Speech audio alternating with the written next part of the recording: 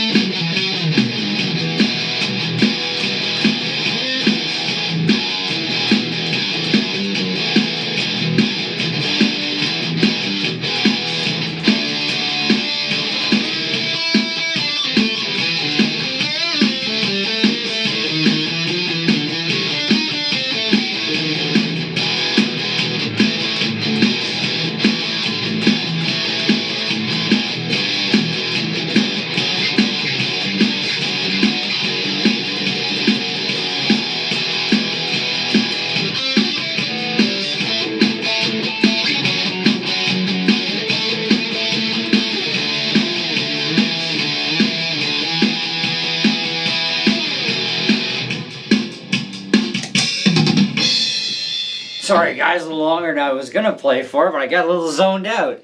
Anyways, it works great with this huge setup. And pretty good with the ME board. Now the tube screamer is nice and a little bit of delay. Never hurts. We're still in tune. So how bad is this whammy system after spending all that time last night? Well, let's find out.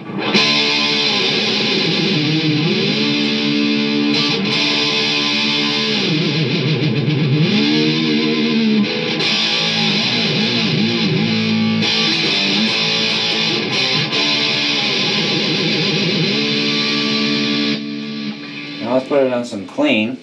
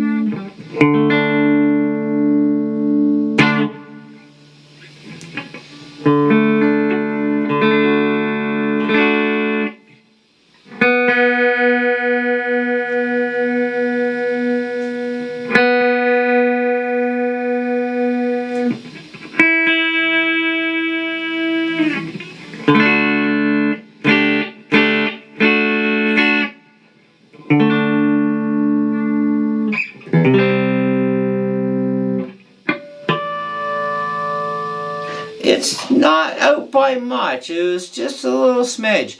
It's really tricky though when you're working with the fine tuners, because what you do on one can actually off balance other stuff, but it still sounds pretty good. That actually lets it out a little bit more.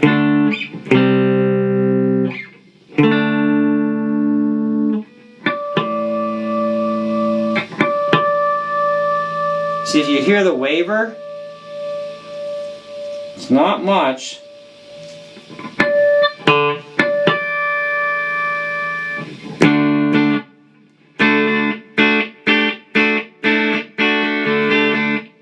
So anyway, it works great on clean too.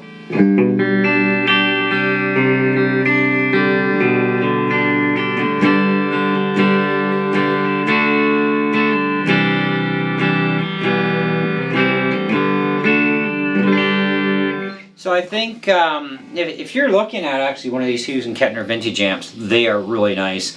You do have to find a decent cab though. I think the Trainer cab works really well with this amp. It gives me that punch I want, but it gives me the cleanliness. And when I want to get some really gritty stuff going, it does a really nice job with that speaker.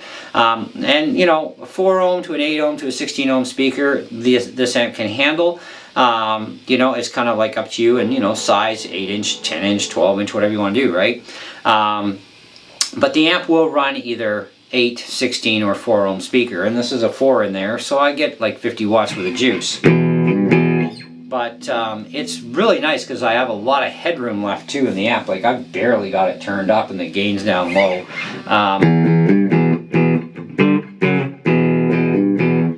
But I think in a lot of ways, the Jem, after spending all that time on it last night, I think I've got the bridge pretty much dead on, you know, to where it's supposed to be sitting. I think it's out by maybe a thousandths, you know, like eyeballing it, maybe, which is more than adequate for really good tuning stability. And we whammied the snot out of it a little bit. And, you know, we only dropped a little bit on the D string and just a hairball on the B. So that's telling me right there, just a couple more little tweakies and it should be like almost perfect. But I still think this thing would definitely benefit from a better quality Floyd Rose bridge either way. So I do have to agree with all the other YouTubers on this one. The locking nut is fine. This is fine. The tuners are fantastic. The rest of the guitar is great. It's just this whammy system with these not so fine tuners, because they're coarse threaded. That's something that you gotta have to change the whole bridge out, unless you got a buddy with a machine shop and he can, you know, rethread the holes and make you some specialty screws that are just perfect, with a nice metric thread on there to give you some really ultimate fine tuning, and you would have, like, you wouldn't even have to worry about this bridge at that point. It's kind of a small little mod. If I still had a machine shop, that's exactly what I do to this thing, is just mod the existing bridge for the tuners, make up new tuners and dials, and away I went. But I'm not sure where I'm at yet with buying this thing. This is a rental unit of theirs, so the brand new one is still up on the shelf in North Bay if you're interested and you're a lefty like me. I think I'd just see if I can buy the rental unit, you know.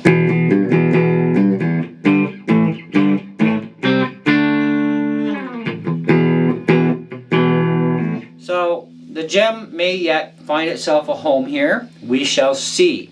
You guys will know if that happens.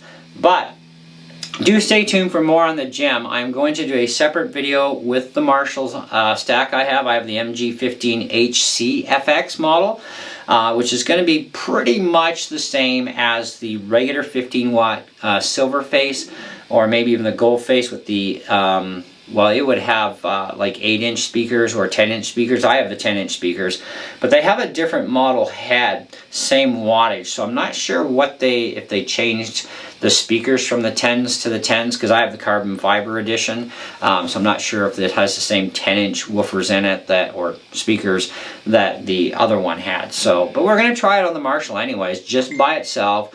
No extra effects, like none of this stuff will be involved, and not sure about the Beat Buddy if we'll use it or not. We might, and see what it sounds like coming through there, because I think that would be an interesting little taste for everybody, because some of you out there do have this amp, and if you're looking at the Jem left or right-handed, you're going to want to know on the Junior a pretty ballpark idea of what it's going to be like on your gear if you have the same stuff I do. Anyways, so that concludes my little demo for today and a little bit of fun. Let me know what you guys thought in the comments below. You know, let me know what you think. And I know if I ask you guys, do you think I should buy it? I know everybody's going to say that. So I'm not going to actually ask that question. But I'm thinking I'm going to have a long, hard talk with the wife if I decide I really want this bad enough, and see what she actually thinks, because she does know that I want a white guitar, and this is like pretty much the perfect thing. We have the Tree of Life, we have some jumbo frets, we have white, we have an HS-H configuration. It is a Floyd, which I'm getting more used to these Floyds now, and it's almost like, well, I only have actually two guitars right now with Strat style whammies on them, and I'm not really turned on about those any, but nothing else has a whammy system other than my Pacer Classic and this, so it's kind of like, and I really liking the Floyds.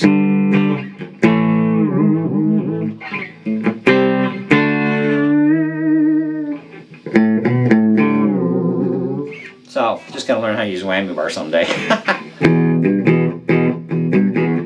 On that note, thanks for watching, and see you on the next one.